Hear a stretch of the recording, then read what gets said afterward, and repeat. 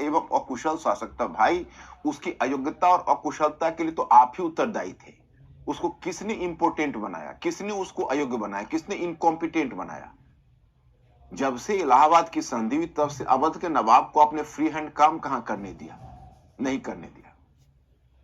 देखो बच्चों, एक डीडीए पर एक मूवी आती है बहुत पहले, दिल्ली दूरदर्शन से, और बहुत बड़े डायरेक्टर सत्यजीत रे, आपने नाम सुना होगा। 2 ही मूवीज उन्होंने बनाई है हिंदी में, और उसमें एक मूवी है शतरंज के खिलाड़ी। अमजद खान ने रोल किया है अवध के नवाब वाजिद अली शाह के रूप में। आप लोग अगर मूवी में वो टेली मूवी है, टेली फिल्म कह सकते हो, टेली फिल्म है, और टेली फिल्म को अगर आप एंजॉय करते हो, थोड़ा कुछ मीनिंगफुल देखना चाहते हो, तो आप लोग दिल्ली दूरदर्शन के पुराने इस सीरियल इस टेली फिल्म को देखो, शतरंज के खिलाड़ी, आपको मिल जाएंगे यूट्यूब पर, और फिर आप उसको जरूर एंजॉय करोगे। उससे आपको अवध के विलय की वास्तविक समस्या समझने का अवसर मिलेगा।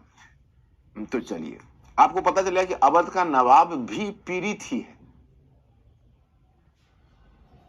निम्नलिखित में किस क्षेत्र को डलहौजी ने व्यापक के सिद्धांत के आधार पर मिलाया?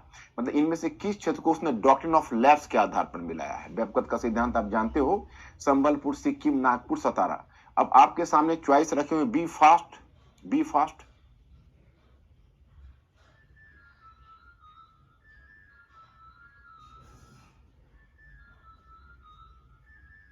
B fast my students, look toward the question number 3rd।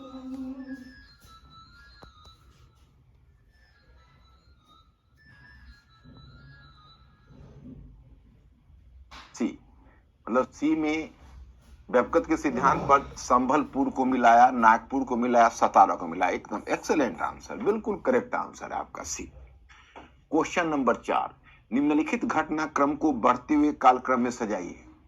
Point 1 यानदुबू की संधि, पॉइंट 2 बॉम्बे प्रेसिडेंसी का गठन, और पॉइंट 3 मैसूर का विलय। मैं स्टूडेंट्स इसमें आप अपनी मेमोरी पर बल दीजिए और कालक्रम, घटनाक्रम को बढ़ते हुए कालक्रम में सजाइए। मतलब you have to put these events in chronological order in ascending manner, means कि which incident has taken place first then the next one. It was in ascending manner. You are supposed to put your answer. There are the 4 choices. You people are supposed to select one of them. Be fast.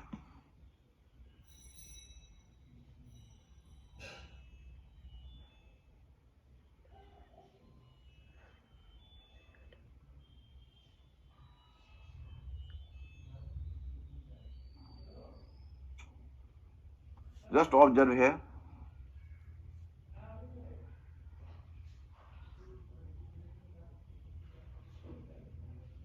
What is the answer? Maximum C है, maximum C है ना। अच्छा, Bombay presidency 1818, याद करिए। यानदुबू की संधि 1826, और मैसूर का विलय 1831। अब देख लीजिए, आपका आंसर आ रहा है 213, और 213 मतलब सी। देखो मैक्सिमम सी है ना, C is the correct answer. Question number 5,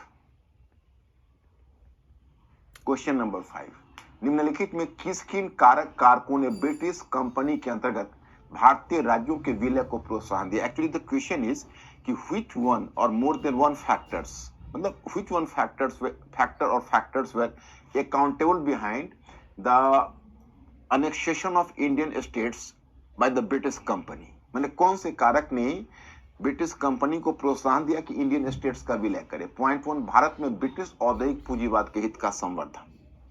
दूसरा, ब्रिटिश भारतीय राज्यों का आधुनिकीकरण करना चाहते थे। तीसरा, कुछ क्षेत्रों में अपने शासक के विरुद्ध वहां की प्रजा ने भी ब्रिटिश की सहायता मांगी। अब ये 3 चॉइस है, चॉइस आपको नीचे दिया हुआ है। चॉइस ए केवल 1, चॉइस बी 1 और 2, और चॉइस सी 1, 2 और 3, और चॉइस डी 1 और 3। My students, you are suppose to select the right answer. Please go through the question.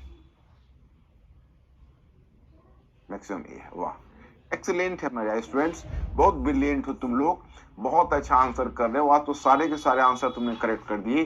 चौथा, ये 5वां क्वेश्चन भी करेक्ट हो गया। ये सही है कि भारत में ब्रिटिश औद्योगिक पूंजीवाद के हित का संवर्धन उनका करना काम था, लेकिन वो ब्रिटिश भारतीय राज्यों का आधुनिकीकरण करना चाहते थे। ये गलत है, ये गलत है, ये करेक्ट नहीं है। और तीसरा है कि वो कुछ क्षेत्रों में अपने शासक के विरुद्ध वहां की प्रजा ने भी ब्रिटिश की सहायता मांगी थी। ये और भी बहुत बड़ी गलत है। ये तो एकदम बिल्कुल सफेद झूठ है, बल्कि कर सकते हो। So that is not the correct answer. So my students, that the choices are clear. अब चलिए, अब मैं आपको टॉपिक पर लाता हूं। तो पहले एक काम करता हूं, कल वाले में जो बचा हुआ टॉपिक था, तो पहले हम वहीं आपको ले चलते हैं।